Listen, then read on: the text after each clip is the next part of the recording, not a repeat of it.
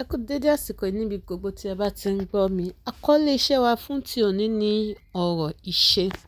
Ọ̀rọ̀ ìṣe. Kí ni a mọ̀ sí ọ̀rọ̀ ìṣe? Ọ̀rọ̀ ìṣe ni ọ̀rọ̀ tàbí àkójọpọ̀ ọ̀rọ̀ tó ń tọ́ka sí ìṣẹ̀lẹ̀ tàbí nǹkan tí Olúwa ṣe nínú gbólóhùn.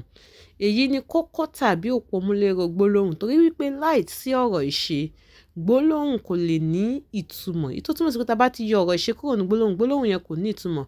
Bí àpẹẹrẹ, Adé ra ìwé èdè Yorùbá, Túndé gun igi ọsàn. Ra àti gùn ni òpómúléró tó jẹ́ ọ̀rọ̀ ìṣe tí a fi mọ nǹkan tí Olúwa ṣe nínú gbólóhùn yẹn. Oríṣi ọ̀rọ̀ ìṣe. Oríṣiríṣi ọ̀rọ̀ ìṣe ni a ní nínú èdè Yorùbá ní abẹ́ àwọn ìsọ̀rí yìí. Ọ̀rọ̀ ìṣe kíkún, ọ̀rọ̀ ìṣe àgbàbọ̀, ọ̀rọ̀ ìṣe aláìgbàbọ̀, ọ̀rọ̀ ìṣe ẹlẹ́là, ọ̀rọ̀ ìṣe aṣèbéèrè, ọ̀rọ̀ ìṣe àsìnpọ̀, ọ̀rọ̀ ìṣe alápèpadà. Kí ni a mọ̀ sí ọ̀rọ̀ ìṣe kíkún? Èyí ni ọ̀rọ̀ ìṣe tí ó lè dá dúró, tí ó sì ní ìtumọ̀ kíkún láìsí ṣe wípé a fi ọ̀rọ̀ ìṣe mìíràn bọ̀ ní àárín. Bí àpẹẹrẹ nínú ọ̀rọ̀ bíi Bísí sùn.